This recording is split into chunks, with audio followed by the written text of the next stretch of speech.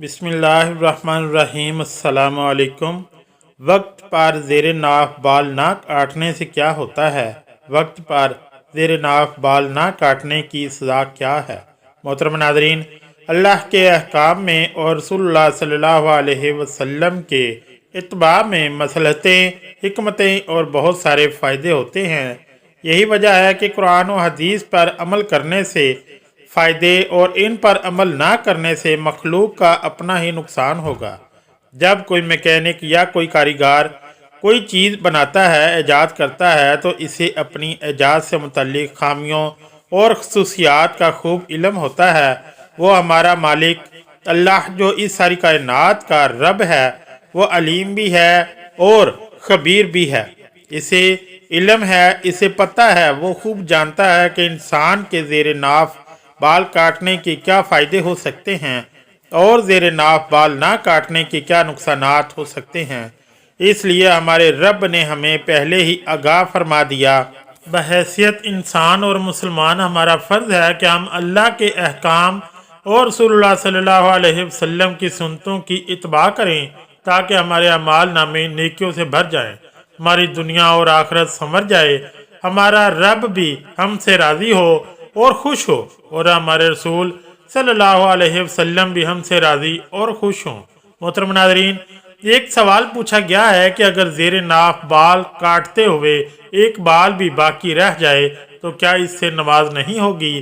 क्या ये बात ठीक है? देखें कि जहालत से भरपूर बात है।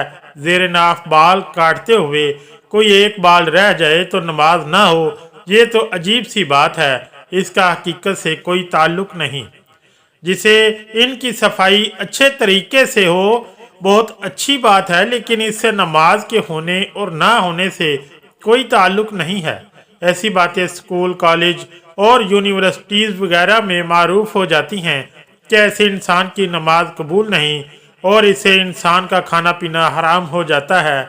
ऐसा भी कुछ नहीं है। ज़ेर नाफ बाल काटना यानी जिस्म की सफाई हमारे यहाँ एक हफ्ते में सुन्नत करीमा है।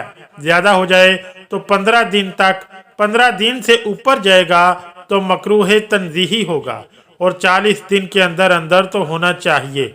इससे ऊपर अगर हो जाएगा तो ये मकरूह तहरीमी यानी हराम के नज़दीक होगा। लेकिन फ़र्ज़ कर लें कोई 40 दिन भी नहीं करता तो इससे नमाज की अदायगी पे कोई फ़र्क नहीं पड़ेगा, नमाज अदा हो जाएगी।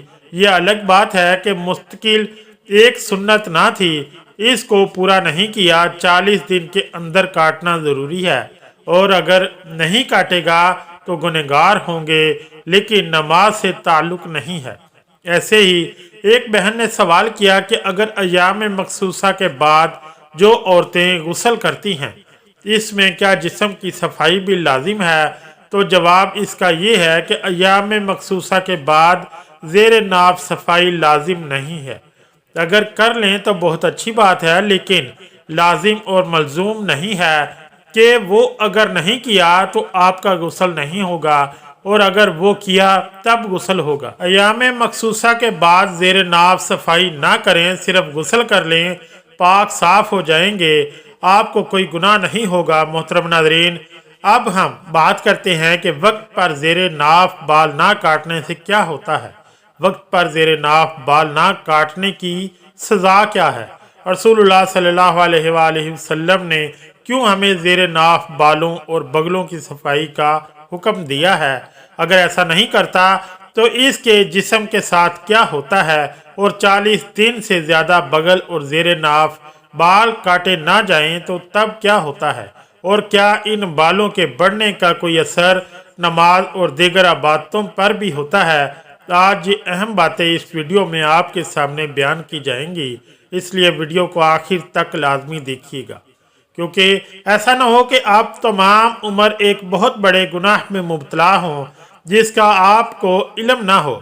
इस्लाम इंतहाई पाक, नफीस और साफ़ सुथरा दीन है और शरीयत इस्लामिया में ज़ाहिर व बातिन की तहारत और पाकीज़गी पर बहुत ज़्यादा जोर दिया गया है। कुरान करीम में अल्लाह ताला के इरशाद है, अल्लाह ताला लोगों से मोहब्बत फरमाता है।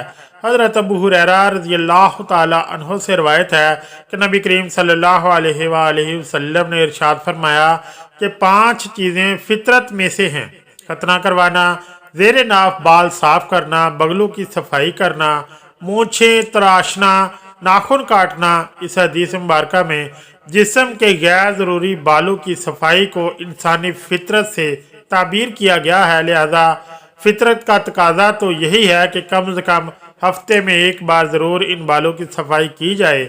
حسب ضرورت کمی بیشی کی جا سکتی ہے، لیکن 40 دن کی مدت سے زیادہ انہیں چھوڑے رکھنا جائز نہیں ہے۔ انس بن مالک رضی اللہ تعالیٰ عنہ بیان کرتے ہیں کہ ہمارے لیے مونچھ ترشوائیں، ناخن کاٹیں، بغلوں اور زیر ناف بال کاٹنے صاف کرنے کے زیادہ سے زیادہ مدت 40 دن مقرر کی گئی ہے۔ آسٹریلیا میں کی گئی ایک تحقیق میں اب اس ضمن میں کچھ ایسے انکشافات کر دیے گئے ہیں کہ مغرب کو بھی زیر ناف بالوں کی صفائی کے متعلق مذہبی احکامات کی خوب سمجھ آنے لگی ہے۔ سائنسدان ڈاکٹر کیمرون ویب کا کہنا ہے کہ حالیہ تحقیقات میں پتہ چلا کہ مغربی ممالک میں بے شمار ایسے لوگ ہیں جو زیر ناف بالوں میں جوں اور پسوں کے مرض میں مبتلا ہیں۔ ڈاکٹر کیمرون کا کہنا ہے کہ یہ جوئیں اور پسوں عام جوؤں کی نسبت بہت چھوٹے ہوتے ہیں اور عموماً اس بیماری میں مبتلا شخص کو ان کی موجودگی کا مکمل طور پر ادراک بھی نہیں ہوتا۔ بیماری کی صورت میں متاثرہ جگہ پر خارش محسوس ہوتی ہے، جبکہ اگر جلد کو بغور دیکھا جائے تو اس پر نیلے رنگ کے نشان نظر آتے ہیں۔ ڈاکٹر کیمرون نے مزید بتایا کہ زیر ناف بالوں میں پائے جانے والی ان جوؤں کی جسامت محض 1.5 ملی میٹر ہوتی ہے اور ایک جوں ایک ماہ میں تقریباً 30 انڈے دیتی ہے۔ چونکہ متاثرہ حصوں کا درجہ حرارت قدرے زیادہ ہوتا ہے اور انہیں ماحول بھی دستیاب ہوتا ہے، لہذا ان جوؤں کا خوب پھیلاؤ ہوتا ہے۔ ڈاکٹر کیمرون نے بتایا کہ اس مسئلے کا حل بہت سادہ اور وہ یہ ہے کہ زیر ناف بالوں کی باقاعدگی سے صفائی کی جائے۔ انہوں نے خبردار کیا کہ جن لوگوں کے زیر ناف بالوں میں یہ جوئیں پیدا ہو جائیں، ان کی بغلوں، سینے اور حتیٰ کہ چہرے کے بال بھی اس سے محفوظ نہیں رہتے۔ یعنی جو طریقہ آج سے 1400 سال پہلے رسول اللہ صلی اللہ علیہ وآلہ وسلم نے فرما دیا تھا، آج سائنس بھی اس طریقے کو تسلیم کرتی ہے۔ آپ صلی اللہ علیہ وآلہ وسلم کا ارشاد ہے، تم میں سے ایک آدمی مجھ سے آسمان کی باتیں معلوم کرتا ہے اور اس حال میں کہ وہ اپنے ناخن پرندوں کے ناخن کی مانند رکھتا ہے، جس میں ناپاکی، گندگی اور میل کچیل جمع ہوتے رہتے ہیں۔ حضرت انس رضی اللہ تعالی عنہ سے مروی ہے کہ ایک مرتبہ چند دنوں تک حضرت جبرائیل علیہ السلام کی آمد نہ ہوئی۔ بعض صحابہ نے اس بارے میں دریافت کیا کہ آخر جبرائیل علیہ السلام کیوں نہیں آ رہے، تو رسول اللہ صلی اللہ علیہ وآلہ وسلم نے ارشاد فرمایا کہ آخر وہ ہمارے پاس آنے میں داخل کیوں نہ کرے کہ لوگ ہمارے پاس رہتے ہوں، اور تم لوگوں کا حال یہ ہے کہ نہ تو مسواک کرتے ہو، نہ ناخن تراشتے ہو، نہ مونچھ کاٹتے ہو اور نہ ہی انگلیوں کے جوڑوں کی صفائی کرتے ہو۔ زیر ناف بالوں کو صاف کرنے، ناخن کاٹنے، بغل کے بالوں کو صاف کرنے اور مونچھ کاٹنے کا حکم بھی در حقیقت اسلام کی طہارت پسندی کا ایک مظہر ہے۔ اسلام کو یہ بات قطعاً پسند نہیں کہ اس کی پیروی کرنے والے ناپاک یا ایسے گندے ہو جنہیں دیکھنے والے برا سمجھے۔ اسلام نے صفائی کی طرف اس قدر توجہ دی ہے کہ اسے ایمان کا نصف حصہ قرار دیا ہے، کیونکہ اسلام کی تمام عبادتیں پاکی کے ساتھ ہی ادا ہوتی ہیں، تو وہ ہر چیز جو اس کے مزاج شریعت کے خلاف ہو وہ اسلام میں انتہائی ناپسند ہوگی۔ رسول کریم صلی اللہ علیہ وآلہ وسلم کا ارشاد ہے کہ جو زیر ناف بالوں کی صفائی نہیں کرتا اور ناخن اور مونچھ نہ کاٹتا ہو تو وہ ہم میں سے نہیں۔